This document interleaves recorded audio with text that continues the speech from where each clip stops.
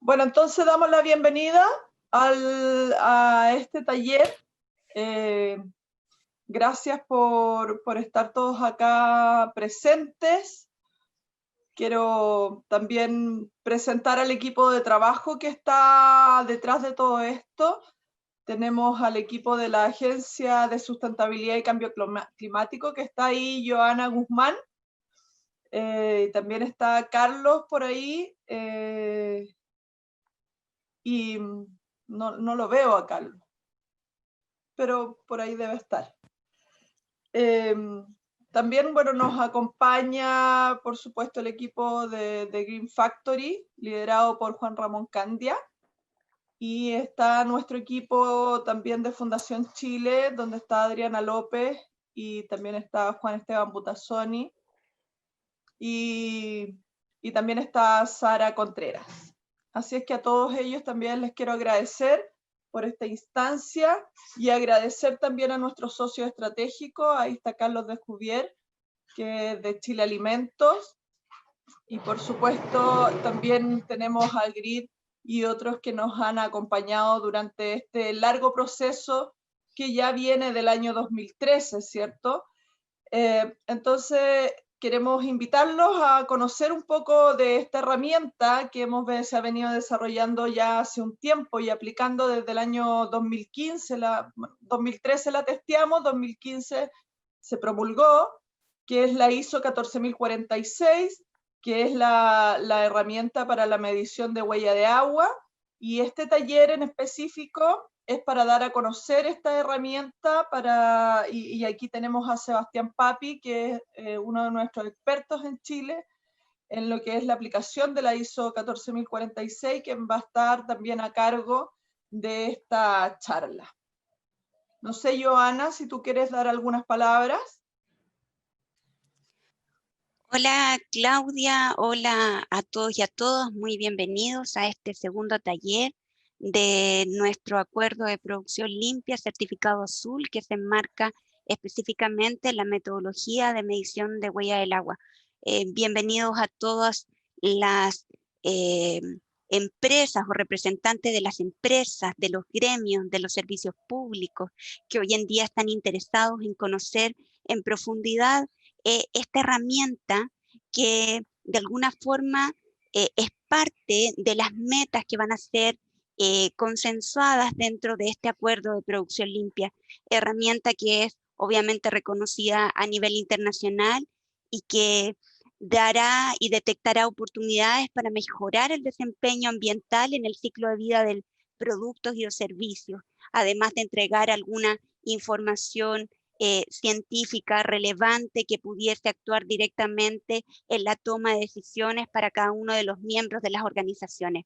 La verdad es que Claudia ya presentó al equipo de trabajo, por mi parte solo dar la bienvenida y agradecer esta alta asistencia, porque de verdad no pensamos que iba a tener tanto interés, y dejarlo en las mejores manos. Creemos que Sebastián Papi tiene la experiencia y la capacidad también para poder transferir la metodología de esta herramienta, que servirá sin duda para poder dirigirla en este gran desafío que es la gestión sostenible del recurso hídrico, que es el objetivo principal de nuestro acuerdo de producción limpia. Así es que, muy brevemente, muchas gracias Claudia también por estar presente en esta, junto con Adriana y todo el equipo.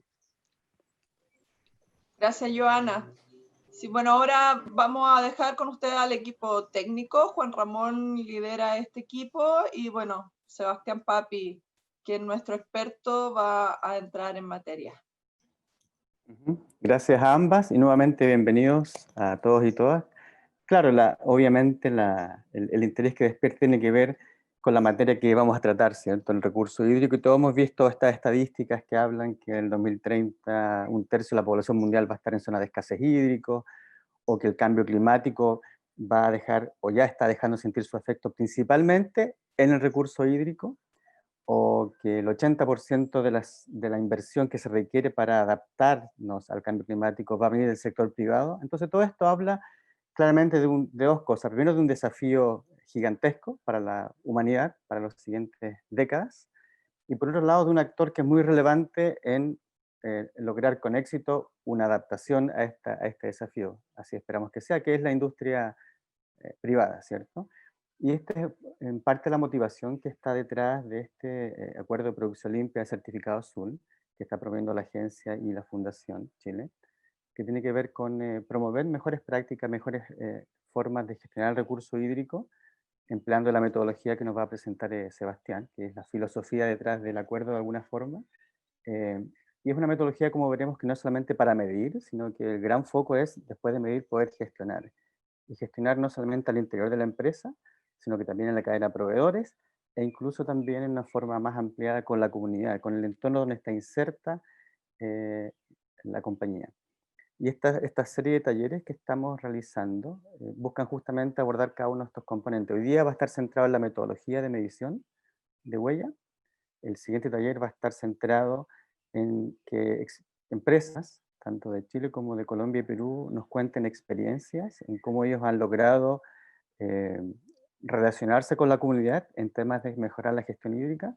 Y el tercer taller, que es ya en diciembre, el 16, está enfocado más en la operatividad del acuerdo en particular. Pero al final de la sesión les voy a recordar las fechas y los contenidos de los talleres. La mecánica de hoy es la siguiente. Sebastián nos va a presentar durante poco más de una hora la metodología en su totalidad. Lo que le pido es que vayan guardando sus preguntas, o mejor aún, que las vayan enviando por el chat. Nosotros vamos a ir compilándolas y vamos a dejar los últimos 30 o 40 minutos de la sesión para poder agrupar y hacer estas preguntas entonces a Sebastián. Eso es todo entonces por mi parte. Me gustaría presentar ahora formalmente a Sebastián Papi. Él es ingeniero civil industrial de la Universidad Técnica Federico Santa María y lleva 10 años trabajando en formulación, dirección y ejecución de proyectos, en general relacionados con el recurso hídrico y muy relacionados también con la medición de huellas y con la innovación tecnológica. Y ha participado en ese contexto en proyectos tanto en Chile como en el extranjero.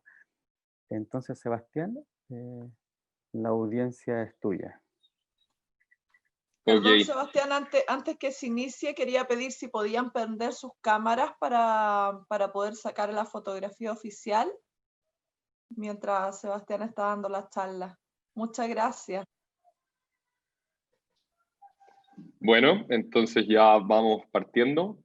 Juan Ramón ya me presentó, sin embargo mi nombre es Sebastián y bueno, tengo bastante experiencia en lo que es esta metodología de huella de agua. Ya la he utilizado en empresas de distintos sectores económicos y ahora la idea un poco de lo que busco con esta charla, ya que la agenda está bien apretada, más que de aquí salgan expertos en la materia, porque sería prácticamente imposible, sí entregar ciertos insights que son relevantes para cuando uno va a enfrentar este desafío de medir la huella de agua y ciertos aspectos que por lo menos a mí me hubiera gustado tenerlos un poco más claro cuando partí con este cuento, para ver de alguna manera las cosas y hacer los análisis de manera distinta.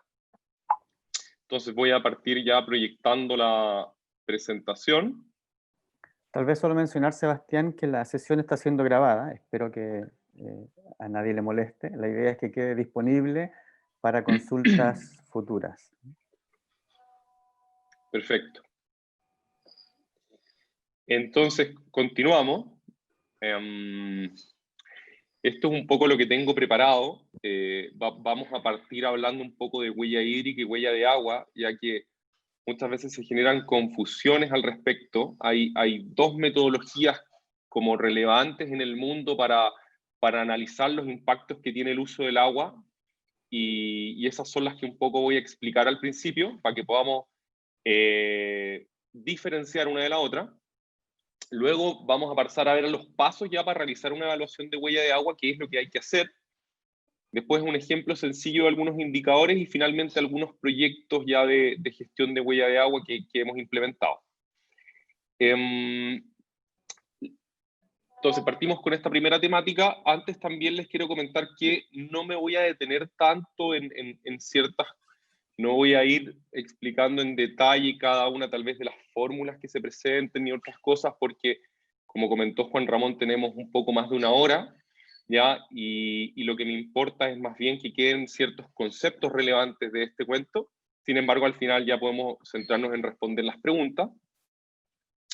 Entonces vamos a partir con algunas definiciones, no me voy a detener en todas, sin embargo hay algunas que son relevantes, como por ejemplo, agua consumida o consumo de agua. Es la primera definición bien relevante y tiene que ver con que es agua que se extrae de una cuenca y no vuelve a la misma cuenca de donde se extrajo.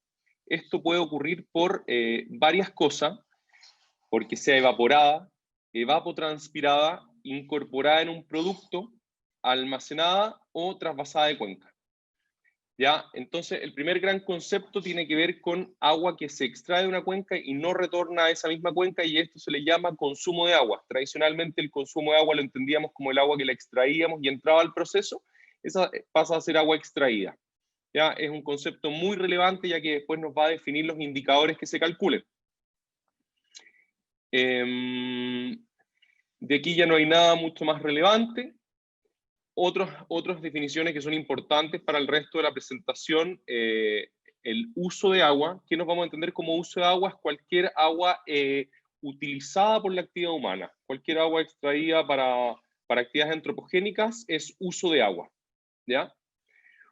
Uso directo de agua va a ser toda el agua que extraigamos para utilizar directamente en el proceso que estamos evaluando, ¿ya? El agua en físico que extraemos y utilizamos en nuestro proceso, y el uso indirecto de agua es el uso de agua que utilizamos para otras etapas de la cadena de valor dentro de nuestro proceso. Entonces es súper importante después ya para cuando analicemos un poco más en la metodología, que podamos diferenciar entre uso directo de agua y uso indirecto de agua. Otras dos definiciones que pueden ser importantes son el agua azul y el agua verde. El agua azul es esta agua dulce superficial y subterránea, nos referimos a ríos, lagunas, lagos, acuíferos, entre otros. Y el agua verde es el agua lluvia que cayó en el suelo y no se transforma ni en escorrentía ni infiltra recargando napas, sino que se queda almacenada en esta parte superficial del suelo que después es utilizada por las plantas. ¿Ya? Eso es lo que llamamos el agua verde. Otras definiciones importantes son los flujos elementales y flujo de la tecnósfera, ya que es muy importante cuando estamos haciendo una evaluación de huella de agua o en general haciendo un análisis de ciclo de vida, ya que esta metodología está relacionada al análisis de ciclo de vida, que diferenciemos cuáles son los flujos elementales que tienen que ver con los flujos que entran y salen del ambiente, ya desde el ambiente natural, y los de la tecnósfera que vienen ya por el ambiente manejado por el hombre. ¿Ya? Por ejemplo, aquí para explicitar el concepto, el agua potable es un flujo ya desde la tecnósfera. ¿Ok? Entonces, algunos temas, bueno, la globalización del agua, ya para nadie es misterio que podemos comprar en el minuto que queramos algún producto fabricado en China o en cualquier parte. Ya, no sé, yo soy practicante, por ejemplo, del boxeo y he importado ya varias veces desde Tailandia o desde México, y sin ningún problema tenemos los productos un tiempo después en nuestras casas. Eso antes no pasaba. Entonces este comercio internacional, o vemos que en los supermercados tenemos permanentemente fruta que tal vez no es de la estación, afecta sin duda a los sistemas hidrológicos locales de donde se están produciendo estos bienes. ¿Ok? Entonces aquí podemos ver distintos flujos para el agua consumida en la producción de algunos productos agrícolas, y vemos ya donde la producción ya no es local, sin embargo es más bien global. Cuando hablamos de uso de agua en procesos productivos, tenemos entonces el proceso y tenemos entradas y salidas de agua. Es muy importante que tengamos claro cómo son las salidas de esta agua, ya que nos van a identificar los indicadores de impacto que estemos analizando. No toda el agua que entre al proceso va a volver a la misma cuenca de donde se extrajo. Parte va a ser agua consumida. Y por otra parte, puede ser que parte de esta agua que esté volviendo tenga ya otra carga de contaminantes distinta a la cual se sacó, y esto hablamos de emisión de contaminantes al ambiente. Por lo tanto, nosotros evaluamos impactos tanto por consumir agua como por degradar la calidad del agua. ¿Ok? Es súper importante que tengamos claro los dos aspectos. ya que los dos nos van a llevar a calcular distintos indicadores con respecto al uso del agua. Aquí un poco para que empezamos a tener ya la visión de ciclo de vida, vemos que hay distintas etapas interconectadas cuando hablamos de la producción de un bien o servicio, ¿ya? Podemos dividirlos en estas etapas de manera simplificada, como extracción de recursos, la industria procesadora, la distribución, el uso, el consumo, el fin de vida. ¿Ok?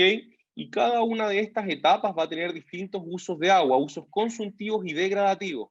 Entonces vemos que el uso consuntivo y degradativo que se produjo en una etapa se transporta como una mochila virtual a la siguiente etapa. Finalmente, cuando nosotros analizamos un producto, la idea es que analicemos el global de todas las etapas, ¿ya? No nos centremos solamente, por ejemplo, en la industria procesadora, como se hacía tradicionalmente, sino que tengamos en cuenta estas otras etapas dentro de la cadena de valor, que es justamente lo que hace que esta metodología nos abra un poco la mirada fuera de nuestros muros, de nuestras fábricas, y nos dé cuenta de otras cosas que están pasando. Vemos que en cada uno también de estas etapas hay transportes que pueden ser relevantes de considerar, ya mucho más si por ejemplo hablamos de la huella de carbono. Entonces aquí ya partimos con la mirada la mirada de ciclo de vida cuando analizamos el proceso. Bueno, si hablamos del balance de agua en un proceso, aquí resumimos las distintas principales entradas y salidas que pueden haber. Importante que se comenta cuáles son las flechas elementales y cuáles son las de la tecnósfera, que es bien importante que los tengamos identificados y separados, porque muchas veces eso nos puede llevar a doble contabilidad en los usos de agua. Entonces tenemos que tener claro cuál es cuál. Vemos, y no me voy a detener a explicar en detalle cada una de ellas, sino que algunos aspectos relevantes son que la masa de agua que entra tiene que ser igual a la masa de agua que sale. Ya. La conservación de la masa se tiene que mantener y es importante para que después nosotros hagamos todos nuestros cálculos y nuestros análisis. Aquí se detallan cada una de estas fuentes de agua, quizás algunas que pueden ser un poco más raras que otras. Por ejemplo, el agua contenida en insumos del proceso se refiere al agua que viene embebida dentro del insumo que se utiliza en un proceso y que, por ejemplo, puede ser tal vez dentro del proceso liberada y descargada, lo que nos llevaría tal vez, si es que no tenemos en cuenta los flujos de la tecnósfera, que estemos descargando más agua de la que sacamos y no estaríamos viendo por qué pasa este fenómeno. Entonces es muy importante que tengamos identificados todos los flujos de agua, sea que vengan de fuentes elementales como del ambiente ya tecnológico. Dentro de estos flujos es bien importante que identifiquemos lo que es el agua consumida, que era este primer concepto que hablábamos al principio, que es esta agua que se extrajo de una cuenca y que no volvió a la misma cuenca por diversos factores. En este caso, por ejemplo, estamos viendo aquí que el agua contenida en los productos del proceso y el agua evaporada o evapotranspirada es agua consumida, ¿ya? Y la tenemos que tener identificada. Los principales usos del hombre con respecto al agua tienen que ver con el agua para irrigación de los campos de cultivo, para operaciones de transferencia de calor, principalmente procesos de enfriamiento, para uso en procesos, que aquí pueden haber diversos usos como materia prima, para dilución, medio para reacciones químicas, transporte, entre muchos otros. Agua para consumo en turbinas, que tiene que ver con toda esta agua que nosotros sacamos del medio natural y la entubamos y finalmente la turbinamos, ¿ya? Que es necesaria para la energía que producimos, y agua para usos sanitarios, que tiene que ver con el abastecimiento de la población. Entonces, estos 5 ítems son los principales usos de agua que tenemos como sociedad. Entonces, es importante para un poco la gestión corporativa del agua que entendamos, por una parte, nuestra operación directa, ¿ya? Que es lo que tiene que ver con nuestro alcance ya más cercano y más directo. Para esto, que cumplamos, por supuesto, con los requisitos que se nos exigen, que entendamos dónde están las mayores brechas, en donde podemos hacer mayor eficiencia, y que entendamos también los riesgos desde donde estamos ubicados. Es súper importante siempre hacer esa comparación de dónde tú estás ubicado y cuáles son los problemas de esa zona para identificar los riesgos. Por otro lado, tenemos toda la cadena de valor, y gran parte de esta metodología justamente lo que busca es entender mucho más allá de tus muros, sino que toda esta cadena de valor para que puedas ya entender el nivel, los riesgos a un nivel mucho más global de tu proceso. Y finalmente ya acciones colectivas a nivel de cuenca, porque no tiene mucho sentido muchas veces cuando tú haces acciones si el resto no las hace, ¿ya? El agua, sabemos que es un recurso compartido por muchos usuarios y si tú extraes agua de una cuenca, sin embargo, los demás siguen haciéndolo de la misma manera, el riesgo va a seguir latente igual. Entonces es importante hacer acciones colectivas y entender los riesgos locales para para realizar una gestión eficiente al final del día. Esta metodología al final un poco lo que apunta es que podamos identificar dónde están los principales impactos, ¿ya? No tiene sentido ponerse a actuar sin haber hecho un análisis previo que me diga dónde están los principales impactos. Sería como intentar hacer gestión sin tener antecedentes previos, ¿ya? Lo cual nos puede llevar a tal vez poner muchos recursos y tiempo en ciertas áreas que no son tan relevantes, siendo que había que hacer un buen análisis previo y enfocarse en dónde estaban los impactos relevantes. Entonces eso un poco también a lo que apuntan estas metodologías, a que podamos ver y enfocarnos en lo que importa. Entonces ya para entrar a hacer alguna distinción entre lo que es la huella hídrica y la huella de agua, vamos a partir definiéndolas, ¿ya? Estas son las dos grandes metodologías que se utilizan para analizar el uso del agua. Por una parte tenemos la huella hídrica, que viene de la Water Footprint Network, y aquí la huella hídrica es el volumen de agua fresca apropiado para producir este producto, teniendo en cuenta los volúmenes tanto de agua consumida como contaminada en las distintas etapas de la cadena de suministro, en las distintas etapas de la cadena de valor, la verdad. Entonces, ya aquí empezamos a entender que para Water Footprint Network la huella hídrica son volúmenes de agua consumida y contaminada en las distintas etapas de la cadena de valor. Por otro lado, tenemos la huella de agua, que la huella de agua es la que hablamos acorde a la norma ISO 14046. ¿Ya? Y para la ISO, la huella de agua son potenciales impactos ambientales relacionados con el uso del agua. Ya no son volúmenes de agua consumido y contaminado, sino que son potenciales impactos ambientales. Quiere decir que este consumo y contaminación de agua está ya caracterizado, ponderado por un factor que lo lleva a ser una métrica de impacto. Entonces ahí ya tenemos la primera gran diferencia entre estas dos. Otras cosas relevantes de las dos metodologías es que las dos son explícitamente, las dos dejan de manera explícita el ambiente geográfico y temporal. Para las dos hablamos de una zona en particular y de un periodo de tiempo en particular cuando las estamos midiendo. Y eso es sumamente relevante, ya que los impactos en el agua, por ejemplo, a diferencia de los impactos en las emisiones, son locales y no globales. Entonces, esas dos dimensiones de la huella hídrica y de la huella de agua, lo que tiene que ver con la dimensión geográfica y temporal, tiene que quedar sumamente claro cuando uno hace estos estudios. Y ahora vamos a partir a hablar de ciertos aspectos de la huella hídrica que son bastante relevantes que los tengamos presentes, ya que muchos de estos aspectos también son necesarios para la huella de agua. Finalmente, la huella hídrica lleva a 3 indicadores que ahora los vamos a ver y que serían indicadores a nivel de inventario de lo que es la huella de agua, que lo voy a explicar un poquito más adelante. Por lo tanto, no es que esto no sirva para la huella de agua, son totalmente complementarias e incluso las metodologías son complementarias. Entonces, un poco definiendo la huella hídrica, esta huella hídrica para la Water Footprint Network que define dónde, cuándo y cuánto volumen de agua se consume y contamina, ya medida en todas las etapas de la cadena de valor.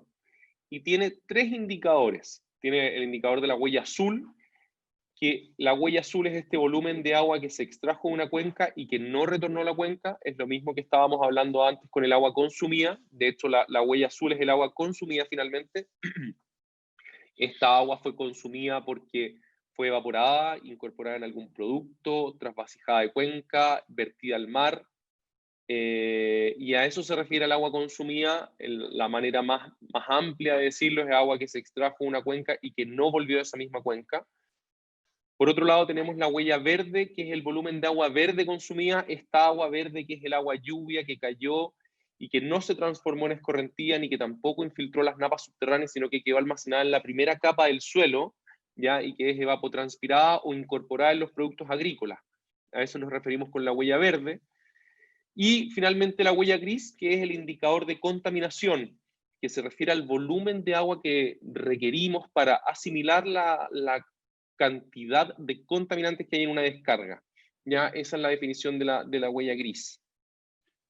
Y la huella total vendría siendo, la huella hídrica total vendría siendo la suma de estas tres huellas, sin embargo no se utiliza mucho sumarlas, ya que son bastante diferentes una de las otras y el análisis tiene que ser de forma independiente.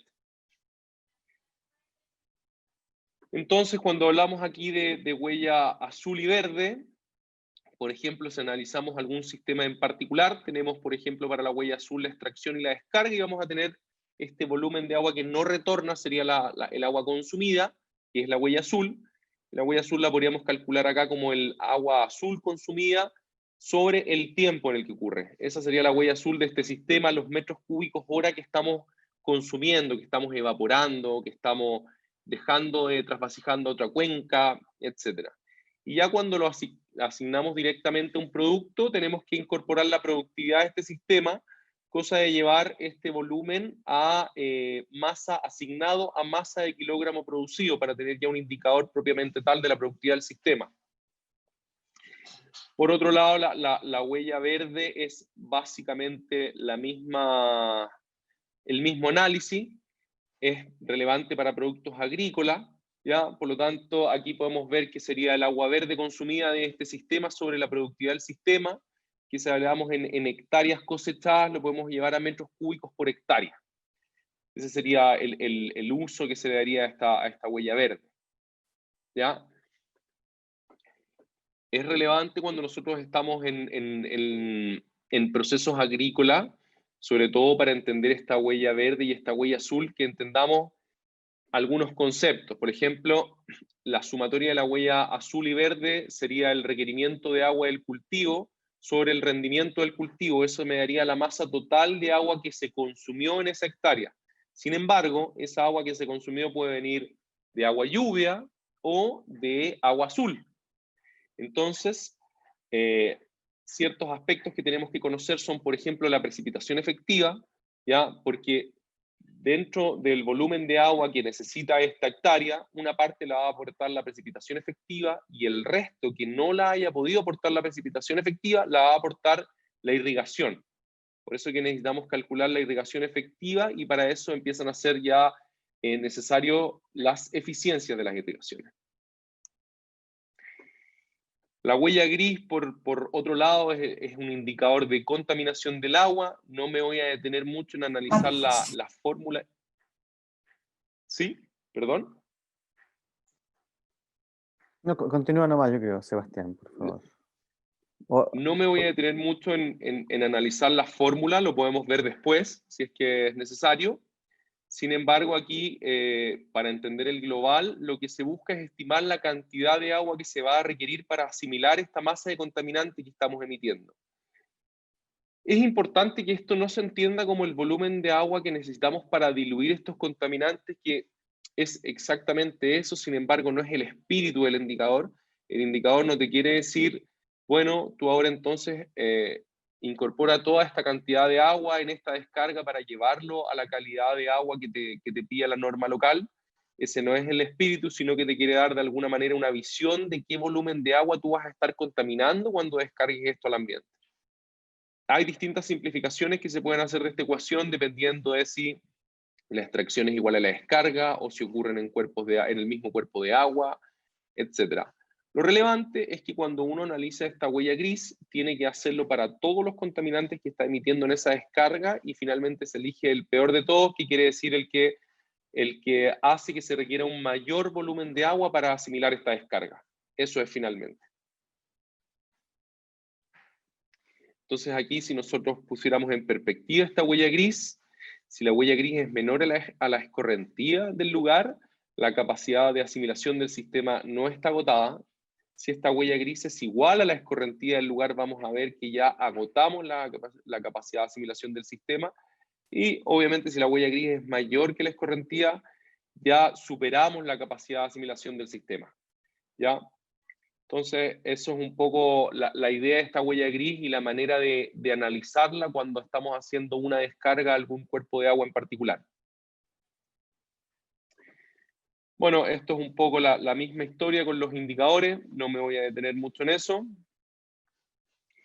Algunos aspectos que son relevantes y que los que teníamos ya comentando es que la huella de agua la idea es analizarla para todas las etapas del ciclo de vida del producto. Aquí, por ejemplo, estamos hablando, en caso de una fábrica, de lo que sería la huella directa, el uso directo de agua, y por otro lado, lo que tiene que ver con la cadena de suministros y las energías, o sea, estaríamos yendo aguas arriba hacia el proceso, ¿ya? Y la huella de agua de la operación estaría dada por la huella directa y la huella indirecta, ¿ya? Incluyendo en este caso, por ejemplo, el uso de energía y la cadena de suministro. Este es un poco la idea de que ya empecemos a ver el uso de agua más allá de solamente el agua que utilizamos directamente y empecemos a incorporar los demás flujos que se utilizan en nuestro proceso. Los componentes de esta huella hídrica son los comentados, verde, azul y gris. Tendemos para la parte directa e indirecta. Y bueno, se diferencia del indicador tradicional, que el indicador tradicional tenía que ver con la extracción de agua. Y la extracción de agua, bueno, incorpora la parte que se está consumiendo, como también la parte que retorna al sistema. Esas eran las estadísticas tradicionales que por supuesto siguen siendo muy relevantes, sin embargo, ahora también hacemos un doble clic y tenemos un análisis un poco más detallado de estos volúmenes de agua que utilizamos. Entonces, y esto también bien simple, la huella de agua cuando estamos calculando la huella de un producto en particular en sistemas monoproducto, o sea que solamente estamos fabricando un producto, va a ser la sumatoria de las huellas de agua de cada uno de los procesos. Esta sería la huella de agua directa, ¿ya? La huella de agua que tiene que ver con cada uno de los procesos que se requiere para generar este producto. Sin embargo, la huella de agua, como ya se ha venido comentando, incorpora tanto el uso directo de agua del proceso y también el uso de agua que se requiere en las materias primas, que se requirió en las materias primas para ser fabricada. Entonces aquí vemos en la fórmula de abajo que tenemos tanto la huella de agua del proceso como la huella de agua de las distintas materias primas que se utilizaron. Y aquí, bueno, se ve una fórmula tal vez un poco compleja, sin embargo, no es más que la sumatoria de cada uno de los insumos que se utilizó para producir este producto, y hay que tener en cuenta algunos elementos relevantes como la fracción de producto, que es esta masa que se obtiene por cantidad de insumo utilizado, ¿ya? Sin embargo, el cuento un poco es lo mismo, llegamos a este volumen de agua consumida o contaminada por masa de producto. ¿Ya? Y aquí un poco la idea de este cuento es que en los sistemas monoproducto no hay mucho problema porque todo se atribuye a un único producto. Sin embargo, en sistemas multiproductos nos enfrentamos a otros desafíos porque no toda esta agua va a un producto en particular, sino que ya tenemos que empezar a asignar esta huella entre los distintos productos que se fabrican. Ya entonces vemos en la expresión de abajo que la primera parte es igual que en los sistemas monoproductos, sino que y además, perdón, tenemos después el factor de asignación, que lo que hace es distribuir esta huella de agua entre los distintos productos que se elaboran en este proceso productivo. ¿Ya? Entonces, llevándolo ya de manera general, una expresión de manera general, por un lado tenemos la huella de agua directa del proceso, que por una parte directa del proceso que tiene que ver con el agua que se utilizó en las distintas etapas del proceso para elaborar este producto, la huella de las materias primas y este factor de asignación que lo que hace es distribuir la huella de agua entre los distintos productos que se elaboran. Este factor de asignación puede calcularse de muchas maneras. Uno muy utilizado es un factor de asignación económico, que es de acuerdo al precio de mercado y la masa que se produce de cada uno de estos productos, ¿ya? Entonces, aquí también lo relevante es que esta huella hídrica se distribuye en todos los productos que se fabrican. Y ahí es donde los sistemas empiezan a ser cada vez más complejos. Entonces, dos ítems o parámetros relevantes son la fracción de producto para hacer todos estos cálculos, que tiene que ver con la cantidad de producto que se fabrica por cantidad de materia prima que se utiliza, ¿ya? ¿Qué masa efectivamente de esa materia prima pasó a formar parte del producto? Y el factor de asignación, que lo que hace es asignar o distribuir esta huella hídrica entre los distintos productos que se estén elaborando. ¿Ya? Esto puede ser de acuerdo a su valor económico o de acuerdo a otro, puede ser masa, puede ser valor energético, y así dependiendo del sistema que se está analizando.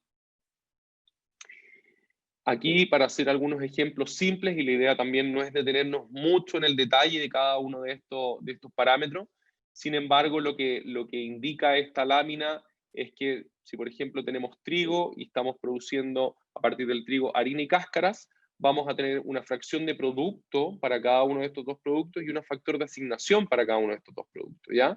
Y la fracción de producto va a ser la masa que se produce de cada uno de estos productos sobre la masa total, que en este caso sería la masa total de trigo, y el factor de asignación económico sería la proporción de ingresos de, por ejemplo, la harina respecto a la proporción de ingresos total que se obtiene entre la harina y las cáscaras. Llevándolo a un ejemplo concreto y sencillo, por ejemplo, aquí tenemos trigo. A partir del trigo producimos la harina y las cáscaras, y sabemos que la harina se lleva el 80% de la producción en masa y las cáscaras el 10% del valor económico. Podemos ya empezar a hacer la asignación. Nosotros sabemos que aquí el consumo de agua de riego son 235 metros cúbicos por tonelada de trigo. Cuando hablamos de consumo no estamos hablando de agua de irrigación, ¿no? Estamos hablando de efectivamente el agua que se evapotranspiró en esa hectárea para producir esas toneladas de trigo. ¿Ya? La fracción de producto es 0,8 toneladas de harina por tonelada de trigo, este 80%, y luego le aplicamos el factor de asignación, que en este caso es económico, de acuerdo a lo que nos indican que el valor de las cáscaras corresponde al 10% del valor de la harina. Y con eso ya podemos obtener un número de agua consumida que está asignado por tonelada de harina, ¿ya? Teniendo en cuenta un factor de asignación económico entre estos dos productos. Aquí hay un mismo ejemplo para la leche descremada y la crema. ¿Ya? Aquí se agrega además la fracción de masa seca. Sin embargo, la lógica es la misma. Cómo distribuimos de manera lógica la huella de agua de la leche en cada uno de estos productos. Y aquí, por ejemplo, un factor de asignación teniendo en consideración la masa seca, ya para la leche descremada, entre leche descremada y crema. Es exactamente el mismo análisis y la manera de poder llegar a alguna manera lógica y con sentido de cómo distribuir esta huella de agua. Entonces, para un poco tener la película completa de la huella hídrica, estas serían las etapas completas para hacer una evaluación de huella hídrica. Tenemos al principio los objetivos y el alcance, que tiene que ver con definir qué es lo que vamos a hacer en el estudio, por qué lo queremos hacer, cuáles son las razones de hacer este estudio. ¿Ya? Eso es, definir todo lo que tiene que ver y lo que finalmente después me va a delimitar y enmarcar el análisis posterior. Después viene la contabilidad, que tiene que ver con estos indicadores de huella azul, verde y gris, tanto para la huella directa como para la huella indirecta.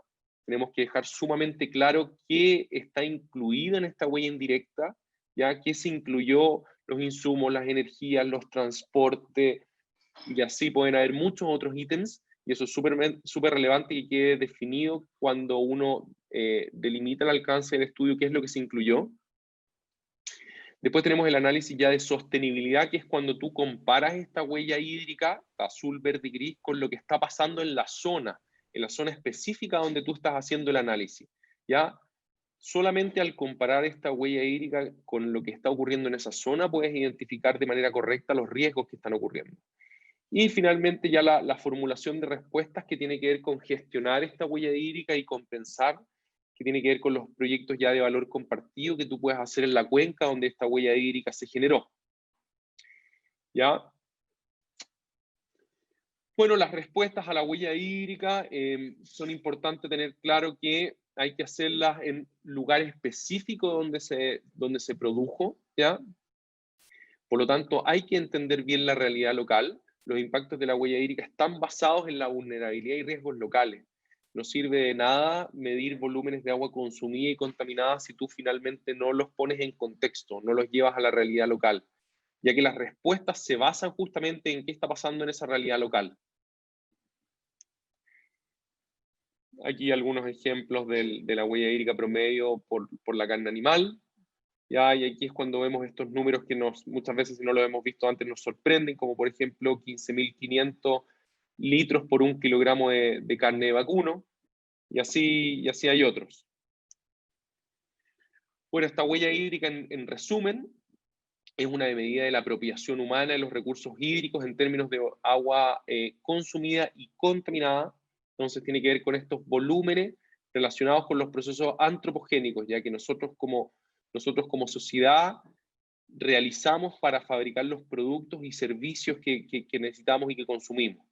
Ya son indicadores geográficos y temporalmente explícitos, están asignados a un periodo de tiempo y un lugar físico en particular, toma en cuenta los usos directos e indirectos de agua, no solamente estamos hablando de lo que pasa con el uso de agua en nuestras fábricas, sino que tenemos en consideración las distintas etapas que están ocurriendo.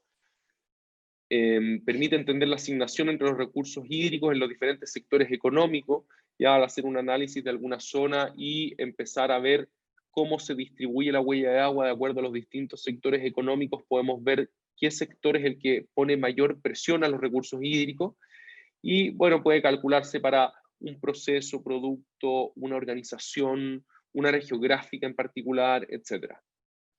Eso es un poco la huella hídrica en resumen. Ahora vamos a pasar a lo que es la huella de agua,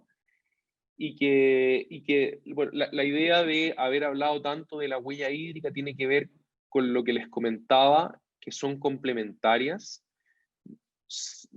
Las etapas para analizar una y otra son las mismas prácticamente, sin embargo los indicadores que se obtienen en una y otra difieren, pero las dos buscan lo mismo, de alguna manera poner el foco en los puntos relevantes y no hacer acciones sin antes haber hecho un análisis que te indique, bueno, aquí es donde están los mayores impactos.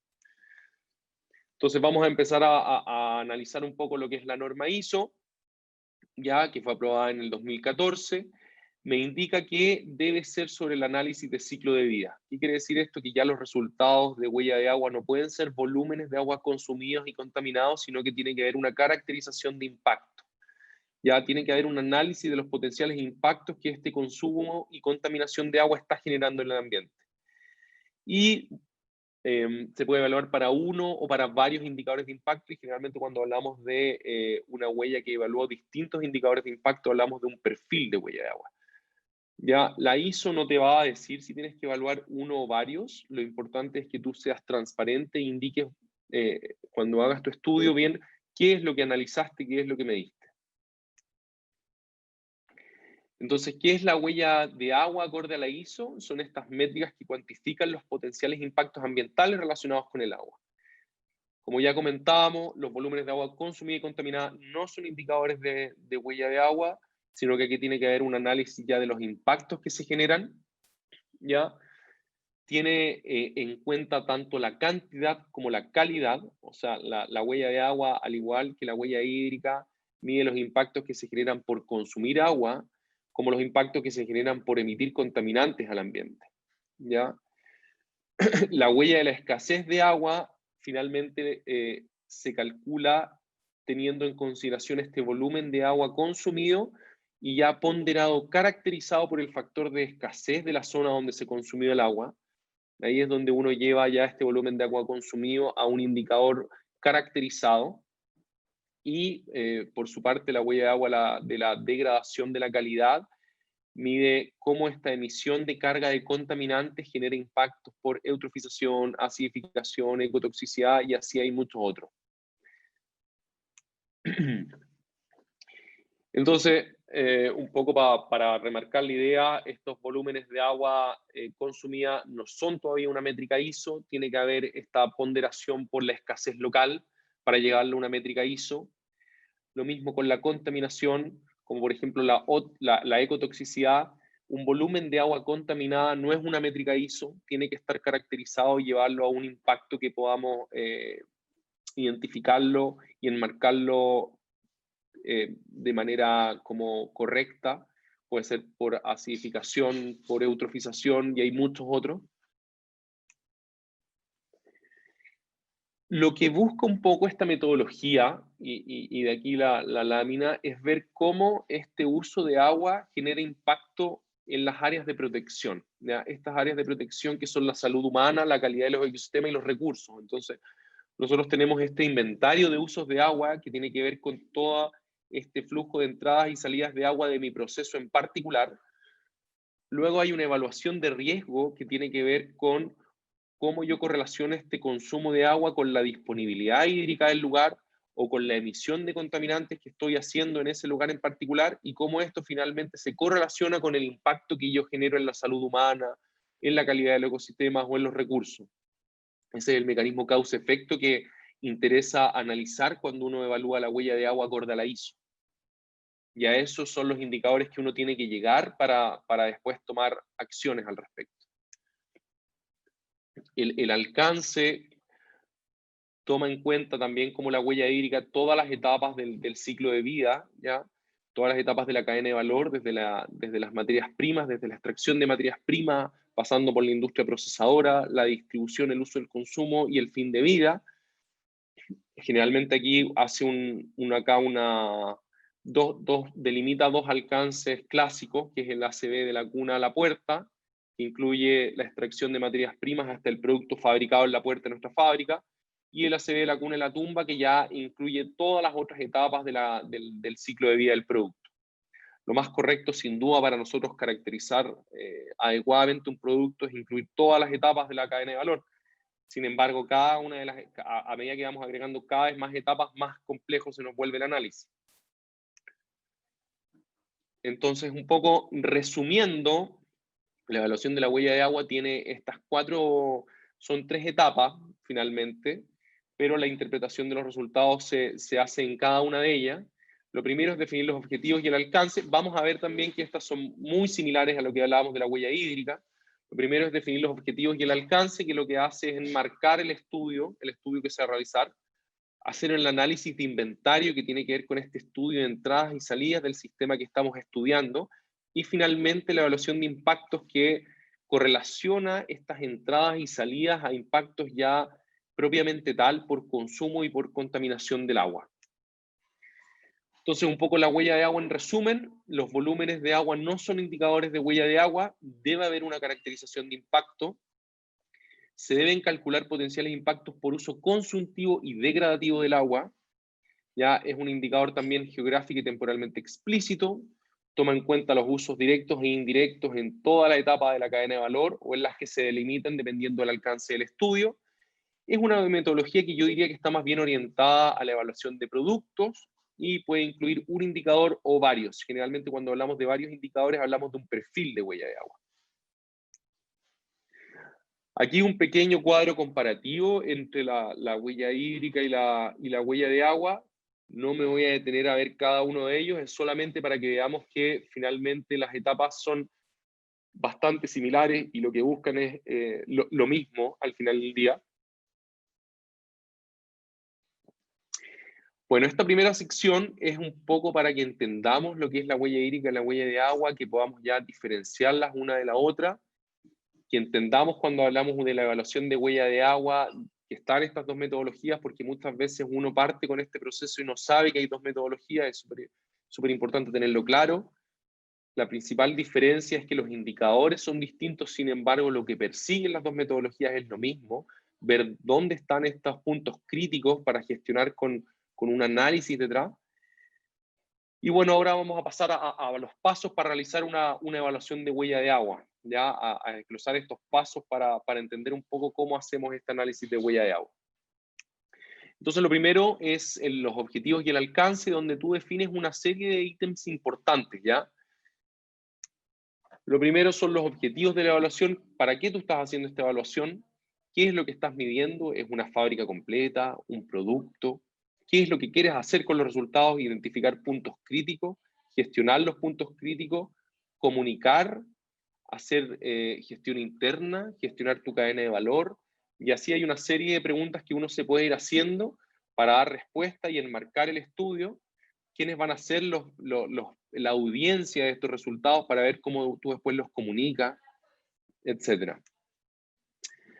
La unidad funcional es uno de los aspectos más importantes que deben quedar definidos cuando tú partes con este análisis y que tiene que ver con esta base de cálculo que enmarca lo que estás midiendo. Entonces, por ejemplo, si nosotros queremos mejorar el rendimiento de nuestro proceso productivo, un ejemplo de unidad funcional podría ser por kilogramo de producto, como un indicador básicamente de eficiencia, quizás. Sin embargo, cuando nosotros queremos comparar entre productos, ya muchas veces este kilogramo de producto, que estamos tan acostumbrados a verlo como el indicador por masa de producto elaborado, no es tan útil y tenemos que empezar a incorporar la función del producto. Por ejemplo, aquí se entrega, si fueran alimentos, como podría ser calorías por porción, ¿ya? No necesariamente la misma masa de alimentos se va a necesitar para entregar la misma cantidad de calorías. Y así hay una serie de ejemplos que se pueden utilizar para esto. Los límites del sistema es otro aspecto muy importante que debe quedar definido y que establece qué es lo que se incluye en cada una de las etapas de la cadena de valor.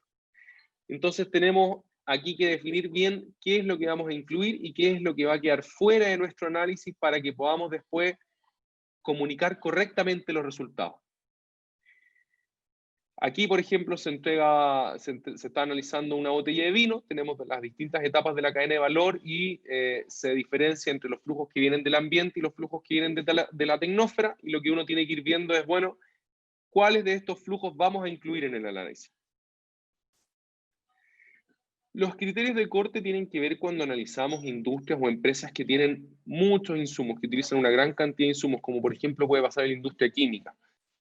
¿Ya? Y aquí, en general, Pareto tiene mucho que ver. El 20% de los insumos representa el 80% de la masa de todo lo que se utiliza, entonces muchas veces no tiene sentido ir al detalle en cada uno de los insumos y uno puede establecer estos criterios de corte cuando tiene sustento para decir que incluir todo no aporta mayor valor, ¿ya? Si son muchos insumos en general, los mayores impactos se van a concentrar en algunos pocos y eso es lo importante que queremos analizar. Aquí, por ejemplo, se está entregando como un criterio de corte los insumos que representen más de un 5% en masa con respecto a la sumatoria de total de insumos que entran al sistema. Y eso es un poco lo que busca definir el criterio de corte que se está analizando. Cuando no son tantos insumos, se pueden analizar todos y es lo más correcto al final.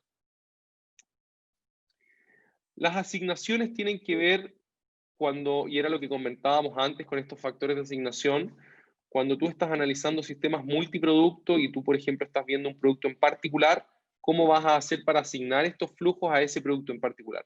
Entonces aquí, por ejemplo, vemos que la primera pregunta es si estamos analizando una planta completa o un producto. Si estamos analizando una planta completa, no necesitamos hacer asignaciones, ya que todo se puede atribuir a la masa completa de productos que se elaboran o al año de operación. Sin embargo, cuando ya estamos analizando algún producto, tenemos que hacernos ya la pregunta si es un sistema monoproducto, no tenemos problema, todo se asigna directamente a ese producto. Sin embargo, cuando ya tenemos multiproducto y no todos los flujos están totalmente diferenciados y tenemos insumos que se dividen y forman más de un producto, ahí sí ya tenemos que empezar a hacer asignaciones entre los distintos productos que se elaboran, y pueden haber distintas asignaciones económicas, básicas, energéticas. No existe una en particular que se recomiende, hay que ver dependiendo del sector que se está analizando qué es lo más correcto.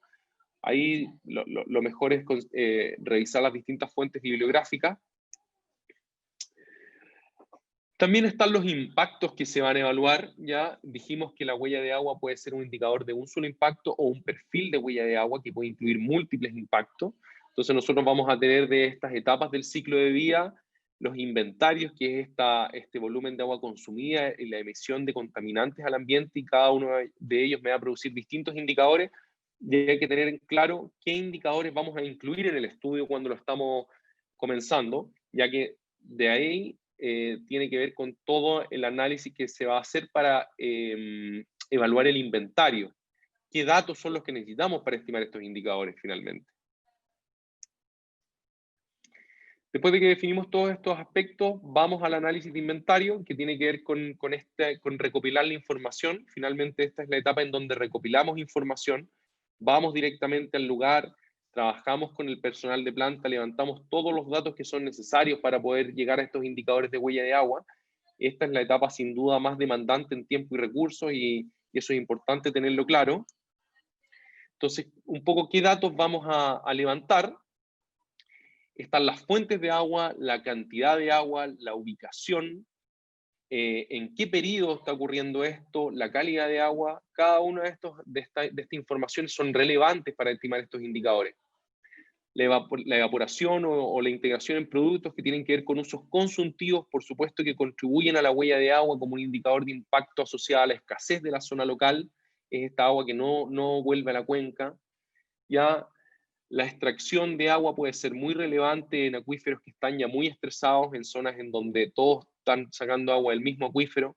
Es sin duda un flujo muy relevante para los indicadores y para poder llegar a estos indicadores de huella de agua.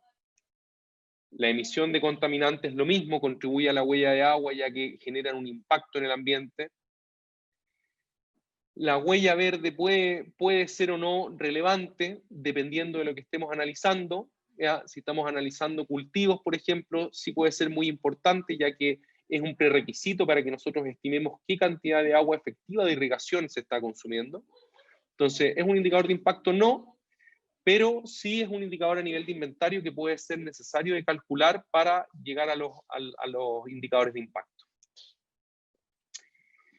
Entonces, el agua para riego, por ejemplo, tenemos el requerimiento de riego, que va a ser el requerimiento del cultivo menos la precipitación efectiva. Esto nos va a decir la cantidad de agua que falta por agregarle a este cultivo, y ahí es donde vamos a entrar con la eficiencia del tipo de riego para calcular, dependiendo de qué tipo de riego utilicemos, qué agua es la que necesitamos aportar a esta hectárea, finalmente. Ya hay distintas eficiencias según el tipo de riego utilizado. Dependiendo del sistema que estamos analizando, puede ser más o menos complejo llegar a este inventario. Por ejemplo, en el caso de cuando uno estudia los campos agrícolas, ya la aplicación de los agroquímicos genera distintas emisiones que tienen que ser estimadas para poder llegar a los indicadores de impacto. Ya vamos a tener emisiones de amoníaco, de fósforo, de nitrato, de metales pesados y una serie de emisiones que son relevantes de analizar, que pueden ser tanto al aire como a fuentes de agua superficial y subterráneo. Entonces aquí ya empezamos tal vez a tener algunos dolores de cabeza cuando tenemos que ver qué cantidad de, por ejemplo, el fósforo, el fosfato que se agregó en algún agroquímico al campo está llegando a los distintos cuerpos de agua. No nos vamos a detener viendo los distintos modelos. Sin embargo, aquí ya uno lo que tiene que hacer es ver qué modelos existen en la literatura para ver cómo vamos estimando los distintos parámetros. Aquí ya puede ser, empiezan quizás bastantes dolores de cabeza si es que no tenemos todos los datos o toda la información para estimar los indicadores y tienen que empezar a hacerse una serie de estimaciones. Y así hay distintos modelos que nos permiten estimar la masa de contaminantes emitidos a los distintos cuerpos de agua, que es un prerequisito, finalmente, para llegar a un indicador de huella de agua. Entonces, la información, ¿qué información necesitamos para calcular la huella de agua directa? La cantidad de agua extraída, descargada y consumida, la calidad de estos influentes y efluentes, las fuentes de agua utilizadas, los receptores de descarga, la ubicación, etc. Respecto a la huella de agua indirecta, empezamos a sumar la cadena de suministro, las energías, los transportes, la infraestructura y así, dependiendo de qué se incluyó en los límites del sistema. ¿Ya? Entonces, el inventario completo incluye toda la información que se requiere para calcular la huella de agua directa, como toda la información que se requiere para calcular la huella de agua indirecta. Y esto puede ser, y este va a ser un trabajo cada vez más laborioso si es que los límites del sistema cada vez son más grandes y cada vez incluyen más aspectos. Entonces, aquí ya empezamos a ver cómo podemos hacer balances de los distintos procesos para empezar a entender cómo se comportan los flujos en el proceso productivo. Ya luego, tal vez de que tú analizaste estas entradas y salidas de agua, cómo se comportan dentro del proceso. Aquí, por ejemplo, tenemos un balance hídrico directo de una fábrica y vemos que ya no es tan útil solamente tener el agua que entra, el agua de extracción y el agua de descarga, sino que también empezar a desglosar los distintos usos, ya que así vamos a poder hacer gestión, ¿ya? Identificando dónde están los mayores usos de agua, ¿ya? Es importante en las descargas tener en claro qué parte está retornando al sistema hídrico de la cuenca y qué parte no está retornando al sistema hídrico de la cuenca, ya que cada uno va a generar indicadores de impacto de la huella de agua distintos. Por ejemplo, aquí tenemos un balance de entradas y salidas de aspectos relevantes para proveedores agrícolas, ¿ya? En donde se considera el agua de canal, de pozo, el consumo de energía para irrigación, la aplicación de fertilizantes y pesticidas y cómo todas estas entradas salen, como agua evapotranspirada, como infiltración, emisiones de los fertilizantes al agua y al aire, etc. Ya empezamos a ver y analizar los números. Por ejemplo, en este caso, se necesitaban 551 litros regados por kilogramo de materia prima. Sin embargo, ya podemos empezar a entender que de estos 551 litros regados, 330 se consumían, lo que me quiere decir que el 60% del agua extraída era consumida. ¿Ya? Empezamos a tener esos indicadores que nos van a permitir finalmente obtener estos indicadores de inventario, nos van a permitir llegar a indicadores ya a nivel de impacto. Emisiones de pesticidas, el sistema cada vez puede ser más complejo dependiendo de la cantidad de pesticidas que se apliquen. Entonces aquí lo importante es que nosotros tengamos en claro cuáles son los ingredientes activos para que los podamos ir diferenciando y analizando, haciendo siempre un poco el doble clic, dónde está lo relevante, dónde tenemos que empezar a gestionar. ¿Ya? Para la huella de agua indirecta, no podemos ir a cada una de las etapas de la cadena de valor analizando el agua que entra y sale del proceso, analizando la masa contaminante que entra y que sale del proceso. Por lo tanto, tenemos que recurrir a bases de datos. ¿Ya? Aquí hay distintas fuentes de bases de datos. EcoInvent, por ejemplo, la base de datos de Quantis, y así hay otras. Es importante que el estudio de huella de agua defina qué bases de datos está utilizando ya para obtener estos indicadores de huella de agua indirecta. Aquí un ejemplo de la base de agua de Quantis, que tiene más de 4.000 procesos, y para cada uno de estos procesos integra inventarios de entradas y salidas de agua y también indicadores de impacto, propiamente tal. Entonces, al final, tú puedes ver para algún producto en particular cuántos metros cúbicos, por ejemplo, de agua superficial se extrajeron por kilogramo del producto. Y así tú vas construyendo tu inventario de huella de agua indirecta. ¿Ya? Finalmente tú lo que haces es calcular este valor de la base de datos y lo multiplicas por lo que tú levantaste directamente en la fábrica de cuánta masa de, por ejemplo, insumo se requiere por unidad funcional del estudio. ¿Ya? Y así vas construyendo tu inventario de huella de agua indirecto para terminar calculando los indicadores de impacto que son los que necesitamos estimar.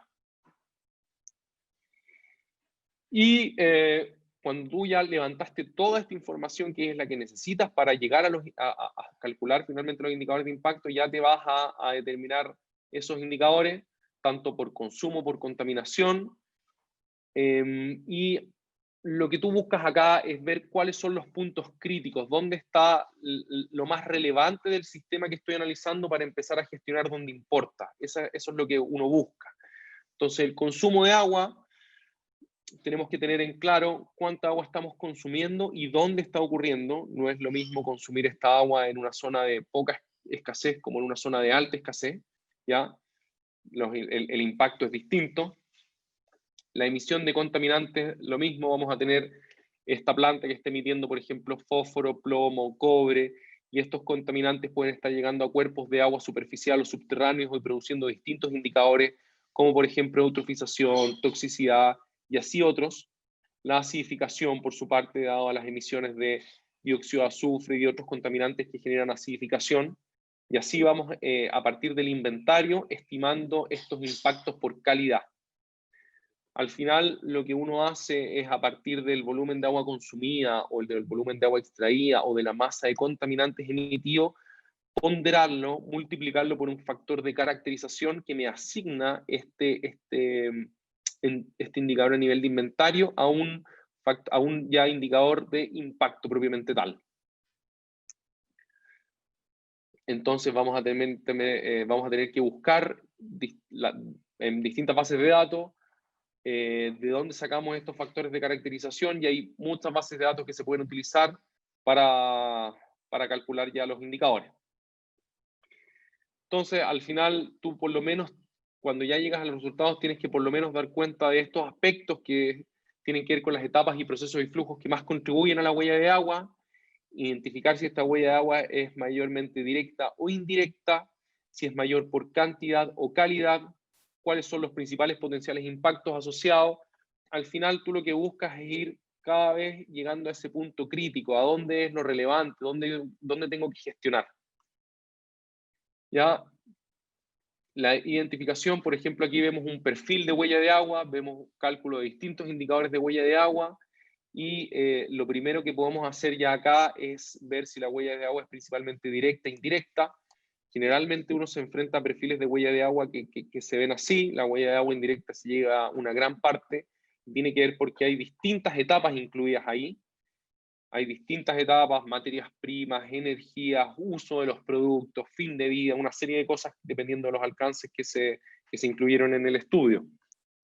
Ya, lo que tú buscas es ir haciendo para cada uno de estos un doble clic y viendo dónde están los aspectos relevantes, en dónde me tengo que enfocar.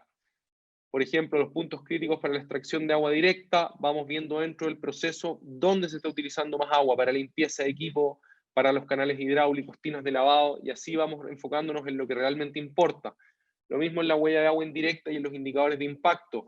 Calculamos un pool de indicadores de impacto y lo importante es que veamos, bueno, la huella es principalmente por consumo o por contaminación. Y luego que vemos si es principalmente por consumo o contaminación, ¿cuáles son los principales impactos? Si es por consumo, ¿es más relevante el consumo propiamente tal o la extracción de agua del acuífero? O si es por contaminación, ¿es mayor el impacto por eutrofización, por ecotoxicidad? Y así vamos haciendo el doble clic hasta llegar a lo que es relevante. Ya al final, lo que se busca es gestionar lo que importa, dejar de lado lo que no es tan relevante, para que las acciones que podamos hacer tengan un impacto significativo dentro del proceso productivo y en la sostenibilidad del proceso productivo. Ya puede ser muy relevante sensibilizar los resultados. Muchas veces vamos a levantar información que no la tenemos tan clara, que hubo que hacer una gran cantidad de estimaciones. Por lo tanto, es importante sensibilizar los resultados que presenten mayor incertidumbre para ver, bueno, si las conclusiones del estudio se mantienen o no, si los indicadores que eran más relevantes finalmente son los más relevantes, o si hacemos algunos cambios ya no son tan relevantes. Es importante que tengamos en consideración todas esas cosas cuando estamos analizando los resultados y concluyendo al respecto, ya que a partir de eso vamos a tomar las medidas de acción. Bueno, y a partir un poco de todo esto, tú elaboras un plan, ves qué medidas puedes implementar para gestionar esta huella de agua, para gestionar la huella de agua tanto directa como la huella de agua en la cadena de valor. Haces un plan para compensar la huella de agua, que tiene que ver con hacer proyectos de valor compartido en donde está ocurriendo esta huella de agua, que involucren a la comunidad, que tengan en cuenta las vulnerabilidades locales, los indicadores propiamente tal.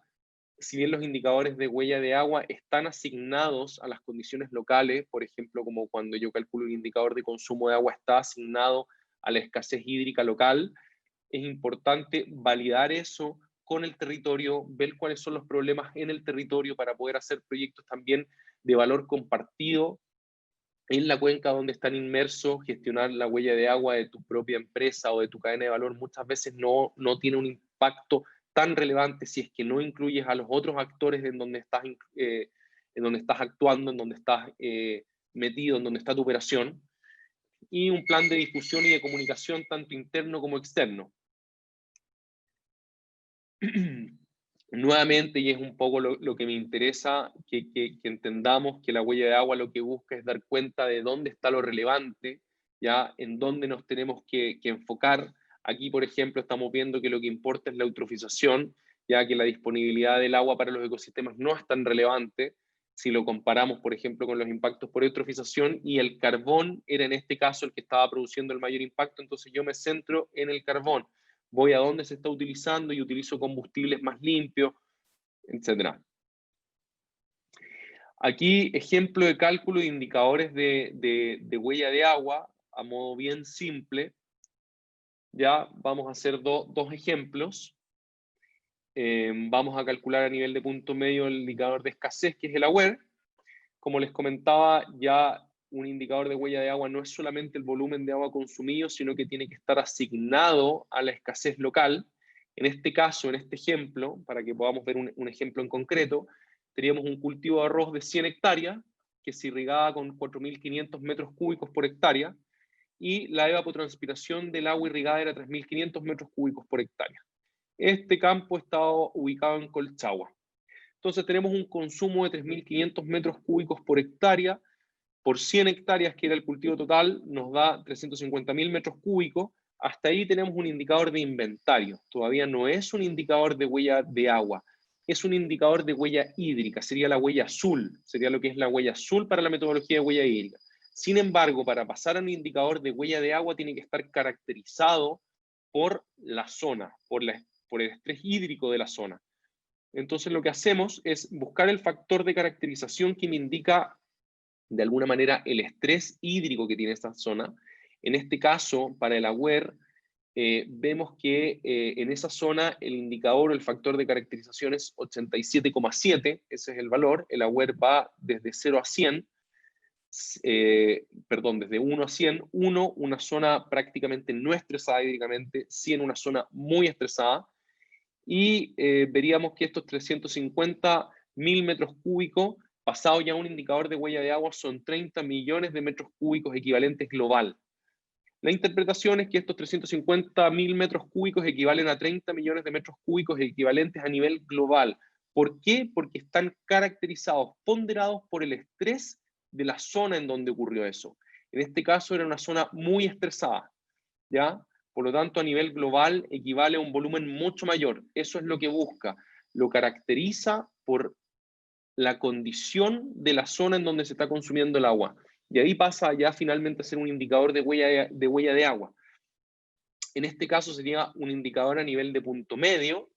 Ya estamos solamente viendo la parte riesgo y luego uno podría ya llevar este indicador a nivel de punto final y ver cómo eso está afectando a las personas, a los ecosistemas o a los recursos. ¿Ya? Ese sería un ejemplo de huella de agua de la escasez, y aquí un ejemplo de huella de agua asociado a emisión de contaminantes. ¿Ya? Por ejemplo, tenemos una descarga de 551.000 metros cúbicos y tenemos concentración de fósforo y DQO, y nos interesa estimar la eutrofización que está generando esa descarga. Ahí hay una pequeña equivalencia de unidades, solamente para llegar a las unidades que nos interesan, y vemos que la descarga por la concentración nos lleva a 6.000 kilogramos de fósforo por unidad funcional del estudio. Puede ser kilogramo de producto, puede ser año de operación de la fábrica, puede ser por persona, por lo que uno esté analizando finalmente. Y también estos 551.000 metros cúbicos por la concentración de DQO nos llevan a 5.517 kilogramos de DQO por unidad funcional. Hasta ahí, hasta este punto, llevamos solamente indicadores de inventario. No hemos llegado a un indicador de huella de agua. ¿Ya? Para llegar a un indicador de huella de agua, lo que tenemos que hacer ahora es ponderar, caracterizar esta emisión de contaminantes por el indicador que estamos calculando. En este caso, los factores de caracterización a nivel de punto medio para la DQO serían de 0,007 kilogramos de fósforo equivalente por kilogramo de DQO, y para el fósforo total de 1. ¿Ya? Entonces el indicador de eutrofización sería cada una de estas masas de fósforo y de DQO emitida ponderado por su factor de caracterización hasta llegar a estos 6.108 kilogramos de fósforo equivalente por unidad funcional. En este caso, y para hacerlo tal vez en un símil de algo que todos hemos escuchado más, sería como la huella de carbono cuando hablamos de gases de emisiones equivalentes, de los distintos gases que son equivalentes al CO2. Lo mismo, solo que aquí calculados a nivel de fósforo equivalente, porque estamos hablando de eutrofización. Entonces, la misma lógica, partimos del análisis de inventario, estimamos la emisión de contaminantes que hay al ambiente, hasta ahí vamos en un indicador a nivel de inventario, y luego ponderamos, caracterizamos ese indicador de inventario para llegar al indicador de impacto que estamos evaluando en particular, en este caso de eutrofización. Esos son dos ejemplos simples de cómo uno va midiendo los indicadores de huella de agua. Al final, cuando uno tiene toda la información, medir los indicadores no presenta mayor desafío. El gran desafío en este proceso es llegar a la información, estimar toda la información que uno requiere.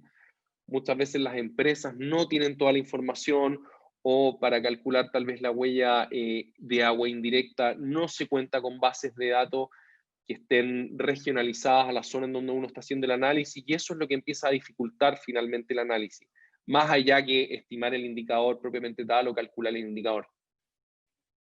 Y finalmente, como me imagino que ya tenemos poquito tiempo, algunos proyectos de gestión de huella de agua que hemos realizado. En este caso, aquí teníamos una planta que fabricaba leche en polvo, y lo que se hizo es que el agua que venía incorporada con la leche fresca que llegaba de los predios agrícolas era descargada a una fuente de agua superficial. Esto sin duda generaba un riesgo porque podía llegar algunos contaminantes, estar con distinta temperatura, podría provocar contaminación térmica, y lo que se hizo fue recuperar toda esta agua de vaca que le llamaban en la planta, y reutilizarla en los distintos procesos. ¿Ya? Entonces, toda esta agua que mediante sistemas de evaporación se le extraía la leche, se recuperó y se empezó a reutilizar en la planta. Fue un muy buen proyecto que generó un ahorro muy significativo del agua que esta planta extraía de fuentes de agua superficial en este caso. Tenemos, por ejemplo, proyectos de recirculación de agua de enfriamiento. En este caso teníamos una planta de químicos en donde en las tinas de extrusión se enfriaba el plástico que iba saliendo de la extrusora. Esa agua no era recuperada, ¿ya? Y no tenía mucho sentido porque no tenía contaminación que fuera difícil de remover. Entonces, finalmente lo que se hizo fue remover mediante filtros distintos pedazos de plástico que podían haber quedado en el sistema de enfriamiento, y volver a reutilizarla en el proceso. Aquí se generó un ahorro estimado de 700 a 600 metros cúbicos por mes. ¿Ya? También un reuso de agua muy simple. Muy simple. Aquí uno lo que tiene que ir viendo es qué calidad de agua me permite reutilizarla. Tengo que ir viendo con qué calidad de agua va saliendo el agua de los distintos procesos, y si es que la puedo reusar directamente o si es que tengo que hacer procesos de acondicionamiento para reutilizarla. En este caso, el proceso de acondicionamiento era muy simple, simplemente filtrar pequeños pedazos de plástico que pudieran quedar en las tinas de enfriamiento. Reutilización del rechazo de osmosis inversa. Los equipos de osmosis inversa generan un rechazo, generan agua desmineralizada y por otro lado un rechazo cargado en sales.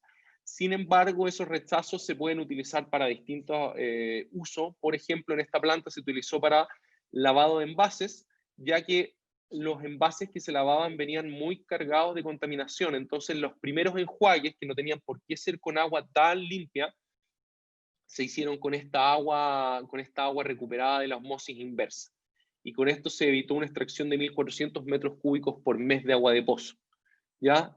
Nuevamente un reuso de agua bastante simple, instalar piping y bombas y analizar qué calidad me permite qué reuso, y así vamos disminuyendo la extracción y disminuyendo la presión que ponemos sobre los recursos de agua locales. En este caso, optimización de lavado de envases, lo que se hizo fue un análisis un poco más en detalle del lavado de envase.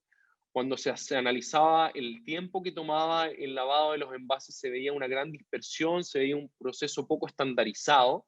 Por lo tanto, a partir de este análisis, de este proceso poco estandarizado, se implementaron medidas de mejoras tecnológicas con cabezales rotatorios, protocolos y una serie de cosas que permitieron un ahorro estimado de 400 metros cúbicos mes, para este caso de mejoras en lavado de envases. Recuperación y recirculación de agua de enfriamiento. Aquí teníamos un proceso de escaldado. En este proceso de escaldado, al final va pasando esta fruta o esta hortaliza y se lleva a altas temperaturas, y al final se aplica agua para bajar la temperatura del producto. Esta agua de enfriamiento era luego de una sola pasada era descargada a la planta de tratamiento, y lo que se hizo en este caso es recircular esta agua de enfriamiento 3 veces antes de descargarla hacia ya finalmente la planta de tratamiento. Con este tipo de acciones también podemos disminuir mucho, en algunos casos mucho, el agua que estamos extrayendo para distintos procesos, solamente analizando con un poco más de detalle qué reusos, qué recirculaciones podemos hacer en planta. Y este ejemplo puede darse en distintas cosas. Muchas veces el agua tal vez de enfriamiento de las bombas y una serie de cosas se pasa una vez y se descarga. Esa agua muchas veces se puede recircular, no tiene grandes contaminaciones, por lo tanto no es complejo de recircular. Y esos son ejemplos de proyectos que van mejorando la eficiencia hídrica de los usos de agua ya en el proceso productivo. Bueno, esa fue un poco la presentación que les tenía preparada. Era estábamos hablando de más o menos 1 hora 20, era harta información, por eso tuve que pasar bastante rápido. La idea no es de acá que salgan con todo el conocimiento para llegar y hacer una evaluación de huella de agua, porque es un poco, uno lo aprende haciendo. Sin embargo, que nos fuéramos con ciertos conceptos y ciertas herramientas o ciertas visiones de cómo enfrentar el análisis de algunas cosas, un poco que este análisis lo que busca es darte herramientas para que tú primero te des cuenta que no tienes que analizar los usos de agua solamente en tu proceso interno, sino que tener en consideración las demás etapas de la cadena de valor, que muchas veces uno no tiene que partir y empezar a gestionar a tontas y a locas, sino que tiene que haber un análisis con un proceso estructurado para enfocarse en lo que importa. Al final del día lo que intenta esta metodología es decir, acá está lo que importa, aquí me voy a enfocar y no voy a gestionar en cualquier parte porque yo creo que es la que más impacta ahora que tiene mayor uso de agua, sino que tal vez con una metodología un poco más estructurada y con una base científica, ver dónde estamos generando mayores impactos y a partir de eso ya hacer los análisis y los proyectos de gestión correspondientes. Esa es un poco la presentación. Gracias, Sebastián. ¿Puedes dejar de compartir la pantalla, por favor? Sí. Gracias por la completa y detallada presentación. Efectivamente es mucha información, así que agradecemos el esfuerzo de poder comprimirla en tan poco tiempo. Tenemos muchas preguntas y tenemos media hora para abordarlas, entonces te pido que vayas comentando en forma breve cada una de ellas, si es posible. También varias de ellas han sido ya respondidas por Claudia y Giovanna, así que les agradezco que hayan ido interactivamente respondiendo en el chat, pero tal vez tú quieras complementar alguna de estas respuestas, entonces voy a ir a la primera. Juan Ramón, a lo mejor podemos partir por las que yo por lo menos no quise contestar, porque entiendo que Sebastián tiene más información técnica, ¿te parece? ¿O quieres partir de arriba hacia abajo? Tengo ordenadas según he ido agrupando, según afinidad. Ok, Si ya. nos va acabando el tiempo, podemos tal vez, y no la hemos cubierto todas, nos aseguramos de responder esas que no han sido comentadas. Entonces les podemos dar prioridad. La primera, que viene de Gabriel Caldés, aprovecho de saludarte, Gabriel, dice: mi pregunta es ¿cómo considera este modelo el reuso del agua en el balance, como son las aguas servidas tratadas, o reuso industrial, como lo que ha realizado la minería? Esto lo consulto porque no lo vi como input o output del balance. Al final, mira, para responder un poco esa pregunta, el balance en sí, cuando tú delimitas el sistema, busca un poco cuáles son estos flujos que entran y salen del sistema. La recirculación de agua es algo que está ocurriendo dentro del sistema. Yo no pierdo el control de esa agua y lo que está generando esta recirculación es, por ejemplo, que yo deje de extraer nueva agua o agua fresca para estos procesos. Entonces, las recirculaciones están incorporadas de manera implícita, ya que cuando yo hago alguna recirculación de agua, lo que hago es disminuir mi extracción y por lo tanto mis indicadores de huella de agua van a disminuir. Si yo en una primera instancia no hacía recirculación de algún agua y estaba calculando mis indicadores de huella de agua, voy a ver sin duda que tal vez mis indicadores asociados a la extracción de huella de agua van a ser mayores. Y luego de que implemente proyectos de recirculación de huella de agua en el sistema que se está analizando, voy a ver que mis indicadores van a disminuir. Mi extracción de agua va a disminuir, mi impacto en los ecosistemas por extracción de agua va a disminuir, puede ser que también disminuya la emisión de contaminantes por esta recirculación de agua, y sin duda es algo que se tiene en cuenta a nivel de inventario. En este caso no lo explicité en el modelo, pero es algo que está presente cuando uno analiza el sistema que se está analizando y ve un poco la eficiencia que está ocurriendo con los usos de agua dentro del proceso. Espero haber contestado de manera breve la pregunta. Voy a intentar ser un poco breve para responder la mayor cantidad de preguntas. Gracias, Sebastián. La siguiente dice, mencionaste que la huella azul incorpora la evaporación, pero la huella verde también, evapotranspiración de las plantas. ¿Cómo las diferenciamos? Ya, mira, aquí la diferenciación tiene que ver con que la huella azul es el volumen de agua azul evaporado o evapotranspirado. ¿Qué quiere decir eso? Es agua que viene de fuentes superficiales o subterráneas que el hombre sacó, que el hombre extrajo desde ese punto y que evaporamos o evapotranspiramos en los procesos. En cambio, la huella verde tiene que ver con el agua verde que se evapora o se evapotranspira. Tiene que ver con esta agua lluvia que cayó y que no recargó, vamos a volver un poquito a la definición, que no infiltró recargando napas y que no se transformó en escorrentía, sino que quedó almacenada en esta capa superficial del suelo y que fue evapotranspirada por este cultivo que estamos produciendo en esas hectáreas. Entonces, finalmente, la diferencia viene con el tipo de agua que estoy utilizando. Para una es agua azul, que viene de fuentes superficiales y subterráneas que sacó el hombre, y en el otro caso tiene que ver con el agua lluvia. ¿Ya? Esa es la diferencia. Gracias. Son dos indicadores a nivel de inventario. ¿Ya? Inventario. Perfecto. Enrique Orellana pregunta, dice, en el caso de que un proceso productivo sea alimentado en un 100% con agua de mar, a través de una planta desalinizadora, tanto para agua de proceso, regadío y oficinas, ¿aplicaría hacer un análisis de huella de agua o hídrica? Sí, podría aplicar. Mira, a ver, ¿qué es lo que pasa? Estas metodologías lo que van haciendo es nutriéndose los distintos indicadores que va sacando el mundo científico, ¿ya? Están en constante evolución. Un indicador de huella de agua hoy en día, tal vez por, no sé, eutrofización, después el modelo mejoró y el indicador o el factor de caracterización mejoró. Lo mismo pasa, en este caso, no hay modelos que yo tenga conocimiento en este minuto de indicadores de huella de agua por consumir agua de mar, ¿ya? Entonces, si es que nosotros extrajimos agua de mar y la consumimos, no habría un indicador, según mi conocimiento, que podamos estimar por consumo de agua. Sin embargo, sí hay indicadores por eutrofización marina, que ya están disponibles. Entonces, tú podrías estimar impactos por, si es que tu descarga, en este caso, está haciendo al mar y estás emitiendo, por ejemplo, nitrógeno u otro contaminante que produzca eutrofización, podrías llegar a estimar indicadores de impacto por uso o por emisiones de contaminantes al mar. Entonces, finalmente, sí hay que tenerlo en cuenta, como el volumen de agua de mar se considera un poco inagotable, no hay indicadores asociados a consumo, pero sí hay indicadores asociados a contaminación. Entonces, eso resumiría un poco la pregunta, y en este caso, ¿cuál les puedo comentar en concreto? Eutrofización marina. Es un indicador en concreto. Perfecto.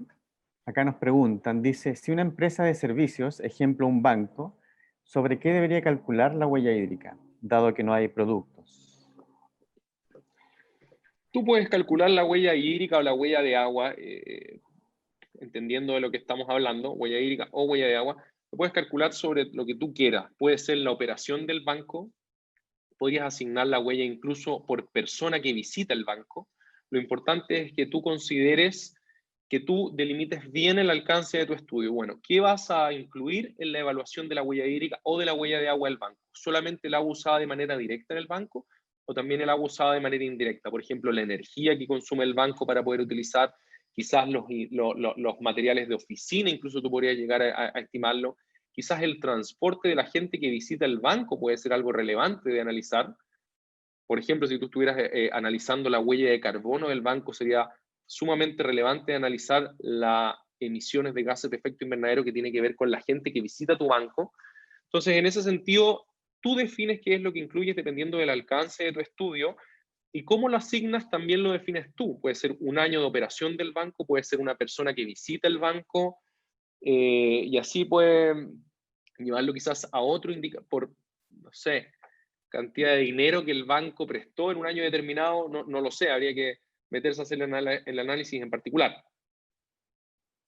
Esa sería un poco la respuesta.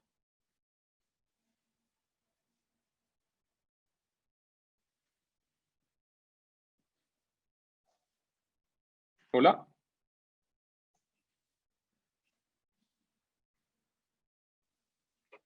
Juan Ramón. Sí, perdón, estaba en silencio. Acá nos dicen, bueno, esta probablemente ha sido respondida, pero creo que es interesante tal vez también tener tu comentario. Dice, huella de agua versus huella hídrica, ¿qué variables se deberían considerar para optar por una u otra? Aun cuando en el APL en particular se considera la huella de agua, pero tal vez sería interesante algún comentario respecto de cuándo usar una u otra, más allá tal vez del acuerdo de producción limpia. Ya, mira, esta es una pregunta que muchos tienen y que no es fácil de responder. Al final del día hay que ver un poco los pros y contras. Hoy por hoy la huella de agua está avalada por la ISO, lo que sin duda entrega un peso diferente, ya que esté la ISO detrás de la huella de agua le da otra relevancia a nivel internacional.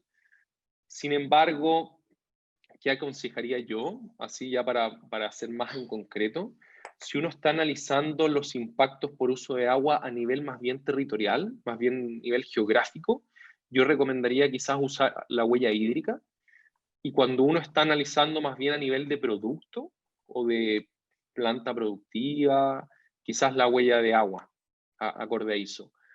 La huella acorde a ISO está sobre el análisis está diseñada sobre la base de análisis de ciclo de vida, por lo tanto está mucho más construida para productos, y la huella hídrica, si bien se puede utilizar sin problema para productos también o plantas productivas, creo que tiene mayores ventajas competitivas cuando hablamos a nivel más bien territorial, geográfico. Por ejemplo, analizar una cuenca. Ese sería un poco mi comentario. Perfecto. Sin embargo, igual hay que analizar caso a caso. Hay que analizar caso a caso y discutir con la persona que quiera hacer el estudio, bueno, cuáles son los objetivos y ahí tal vez tomar la mejor decisión. Gracias, Sebastián. La siguiente dice, con respecto a las bases de datos, ¿existe alguna gratuita? ¿Qué tanto error trae utilizar bases de datos extranjeras? Mira, gratuitas, sí, por ejemplo, Water Footprint Network tiene bases de datos que están en su página, son gratuitas. Tú entras y puedes ver bases de datos de, no sé, consumo de agua, por ejemplo, por productos agrícolas o por productos industriales y una serie de otras. Sin embargo, bueno, yo tiendo a pensar que la mayoría no son gratuitas, son pagadas. Está la base de datos de Quantis. Hay software que tienen base de datos incluidos como Cima Pro, ya que son software de análisis de ciclo de vida. Mira, sin duda van a haber errores a nivel de cálculo cuando uno utiliza bases de datos, en el sentido de que tú no vas a llegar al número exacto de tu proceso en particular, porque estás usando datos que son agregados, que son promedios de estudios. Sin embargo, si las tecnologías que se utilizan son similares, no deberían producir mayor error en las conclusiones del estudio, que es lo que finalmente nos interesa. Algo importante es que nosotros no hacemos el análisis para llegar al detalle en cuál es el número preciso de la huella de agua. Eso al final del día no interesa tanto. Lo que sí interesa es identificar, bueno, de esto, ¿dónde están los puntos críticos? ¿Ya? ¿Dónde está la mayor probabilidad de encontrar puntos críticos? Y para eso, si tú utilizas bases de datos bien asignadas a tu sistema productivo, ya que representen la realidad de tu sistema productivo, de dónde ocurre tu sistema productivo o de la tecnología que se está utilizando, no deberían no deberían llevar a error en las conclusiones del estudio. Esa es la respuesta correcta. No debería llevar a errores en las conclusiones del estudio. Entonces ahí está en buscar las bases de datos más adecuadas dependiendo del sistema productivo que tú estás analizando. Gracias. Esta puede que esté muy relacionada. Dice, ¿dónde se puede consultar sobre indicadores de estrés hídrico? ¿Existe un catastro en Chile y qué indicador utiliza? Mira, no sé si hay un catastro de indicadores de estrés hídrico en Chile, la verdad. yo lo que recomendaría es ver qué indicador de estrés hídrico voy a calcular. Hoy, por ejemplo, se utiliza mucho el AWARE para el mundo de la huella de agua acorde a ISO. Entonces ahí yo lo que te invitaría es a googlear AWARE y ver dónde encontrar, porque hay fuentes de información gratuitas donde tú puedes encontrar el estrés hídrico de alguna zona en particular y generalmente estos indicadores los puedes llevar incluso hasta nivel de cuenca. Entonces, dependiendo del indicador que tú quieras utilizar, googléalo y vas a ver que vas a ir encontrando distintas fuentes de información. Yo ahí te recomiendo ver AWARE y Water Stress Index. Water Stress Index es otro indicador de escasez que el análisis es bastante similar al AWARE, sin embargo el ponderador va desde 0 a 1, ya el AWARE va desde 1 a 100. Sin embargo la lógica es bastante similar. Water Stress Index y AWARE, y los dos vas a poder encontrar a nivel hasta de cuenca. Hasta Perfecto. nivel cuenca. Acá hay 3 preguntas que creo que sería tal vez Claudia o Joana los más idóneos para responder, y las voy a leer las 3 en conjunto. Dice, ¿cómo una empresa se incorpora al acuerdo de producción limpia? Primero. Después dice, ¿ya se está aplicando el certificado azul? Y la tercera dice, ¿para obtener el certificado azul es requisito formar parte de la APL? No sé si Joana o Claudia desean referirse a esto. En una primera instancia yo y Claudia siempre complementa de muy buena forma, así que lo primero, el APL certificado azul, el certificado azul es una APL que se está gestando. ¿Qué quiere decir eso?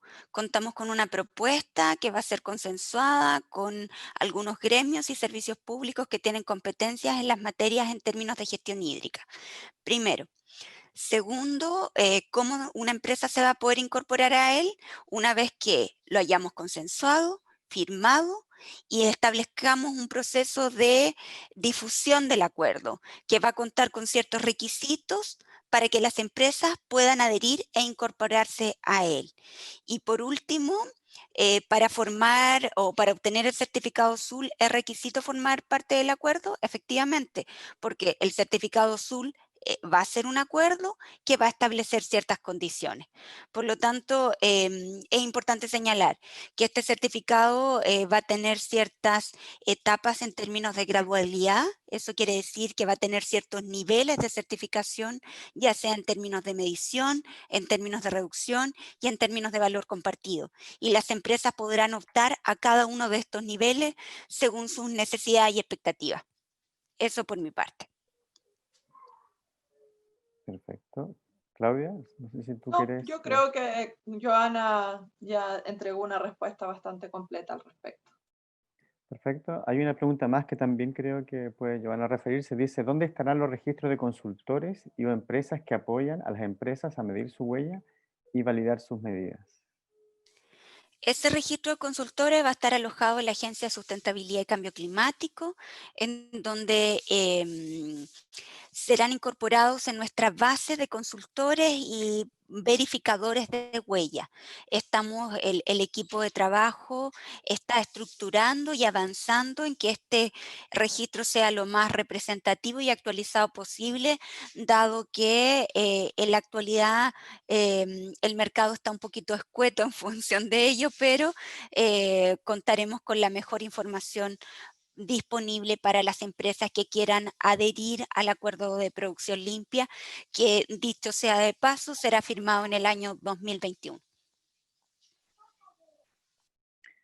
Perfecto. Tengo la impresión de que nos hemos referido a todas las preguntas, y algunas agrupadas. No sé si Claudia, tú ves alguna o Joana que no haya sido respondida.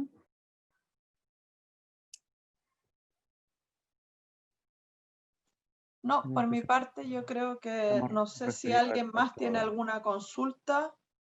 Había otra, pero entiendo que fue respondida adecuadamente, pero...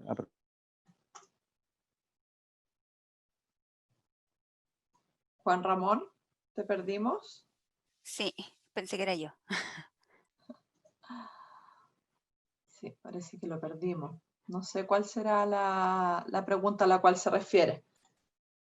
Pero si alguien más tiene alguna pregunta al respecto, ahí ¿Me volvió Juan escuchan? Ramón. Ah, se me cayó el internet, parece, perdón. Sí.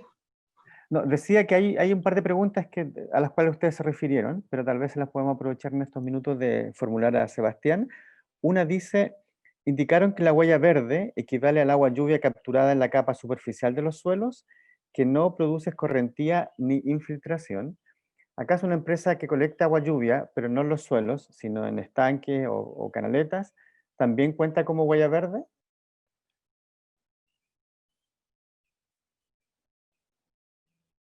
Sebastián, ¿estás con mute? Perdón.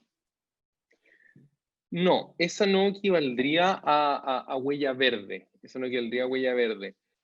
Si tú colectas agua lluvia, finalmente lo que vas a estar haciendo es una eficiencia en tu proceso respecto a la extracción de agua superficiales o subterráneas, ¿ya? La mejora que se vería ahí es que tú verías disminuidos tus indicadores de extracción de agua, ¿ya? Sin embargo, bueno, al final todo el sistema está conectado y captar esa agua lluvia evita que parte infiltre y que parte recargue acuífero. Entonces está todo el análisis interconectado, pero no correspondería a huella verde, y lo que produciría en términos concretos es una mejora en tus indicadores de extracción de agua y por lo tanto los impactos que tú calcules asociados a la extracción de agua, la cosecha de agua lluvia. Gracias. Acá tenemos dos preguntas más que probablemente son para Joana. Dice, ¿se puede hacer acuerdo con Agrit para los registros de consultores y verificadores? Y luego dice, en ese sentido, el proceso APL se encuentra en etapa de gestación. El diagnóstico consiste en un levantamiento de información por parte del estado al arte, a nivel empresarial, levantamiento metodológico. ¿Se están adhiriendo empresas a esta etapa? El APL entregará herramientas como base de datos, metodología, etcétera, para generar una estandarización. Lo primero, en términos del registro de consultores y verificadores, nosotros nunca cerramos puertas, siempre actuamos bajo la base del diálogo. Por lo tanto, podemos conversarlo para ver de qué forma Agrit podría tener o aportar en ese registro de consultores y verificadores. Lo segundo, Sergio Cerda será el mismo Sergio Cerda de la Universidad de Santiago que trabajó conmigo en el APL Campus Sustentable. Me dice exacto. Exacto. Un gusto, Sergio, primero que todo. Segundo, el APL se encuentra en etapa de gestación, pero los diagnósticos nosotros ya los levantamos y los desarrollamos. ¿En qué sentido? ¿En qué nos basamos? En el diagnóstico de escenarios hídricos 2030, en la radiografía del agua, hay mucha información respecto a ello. Por lo tanto, nosotros recogimos esa necesidad a través de Fundación Chile, que fue nuestro gestor en términos de este acuerdo, y en función de ello estructuramos con el equipo de Green Factory una propuesta de acuerdo, que hoy en día, mañana mismo, comenzamos con ese proceso de consensuar. Todavía no adhieren empresas. Las empresas van a ser adheridas una vez que este acuerdo se firme. La metodología, la estandarización, la generación de base de datos, los formatos, los informes van a ser parte de esta estructura que será este acuerdo de producción limpia certificado azul. Por lo tanto, trataremos de entregar todas las herramientas necesarias para que las empresas puedan optar por este reconocimiento. Y no sé si me faltó algo más. Me parece que no. Metodología, estandarización.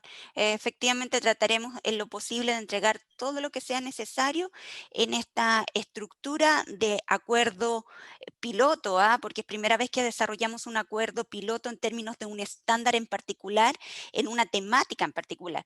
Por lo tanto, y por ello aprovecho también de responder en alguna de las preguntas. Christopher dijo, ¿este acuerdo puede ser aplicable a instituciones de educación superior? En este minuto no. El alcance son sectores productivos y empresas.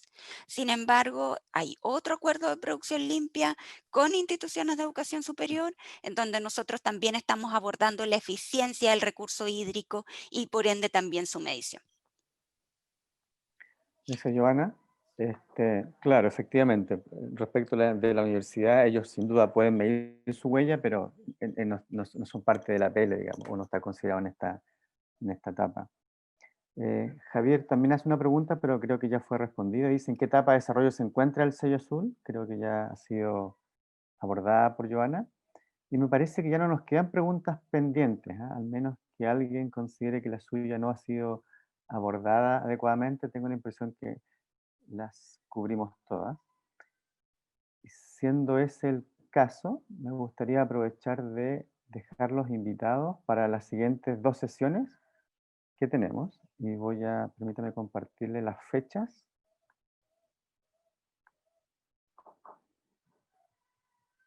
En esta secuencia de talleres respecto a la PL del certificado azul, nos quedan 2 talleres más. Uno es en la próxima semana, el martes 1 de diciembre, que va a estar enfocado en proyectos de gestión empresarial del agua. Como veíamos, la huella no es solamente medir, es gestionarla, y no solamente gestionarla en el marco de la empresa, sino que también en su entorno, en su comunidad, en su territorio. Entonces, en la siguiente sesión, lo que buscamos justamente es ver ejemplos de empresas que han llegado hasta ese punto de poder implementar proyectos de gestión, lo que se ha llamado responsabilidad social del agua. Y para eso hemos invitado a empresas en Chile, Perú y Colombia para escuchar su experiencia. Y finalmente, el 16 de diciembre hay un taller 4 que es operativo, que justamente es el diseño y la operatividad de este certificado azul a través del acuerdo de producción limpia. Entonces, desde ya lo dejamos cordialmente invitados. Hoy día tuvimos, lamentablemente, o afortunadamente, no lo sé, pero mucho interés, más allá de la capacidad que teníamos de recibirlo, así que les pedimos disculpas a los que no pudieron entrar o los que no pudieron entrar a la sesión completa. Esperamos que en la próxima sesión poder aumentar nuestra capacidad y de acogerlos. Así que nuevamente, gracias a Sebastián, a Joana, a Claudia, a todo el equipo que ha organizado este encuentro y sobre todo a ustedes por asistir y participar en forma tan activa. Y los esperamos entonces el próximo martes. Que tengan un buen resto del día. No sé si Claudia y Joana quisieran decir algo para concluir. Solo agradecer la participación, la motivación. La verdad es que creemos como equipo que este es un tremendo desafío, pero hay mucho interés y eso también nos otorga motivación en términos institucionales como Agencia de Sustentabilidad y Cambio Climático, pero también con todo el equipo que está desarrollando este acuerdo de producción limpia en particular. Solo eso, agradecer la participación.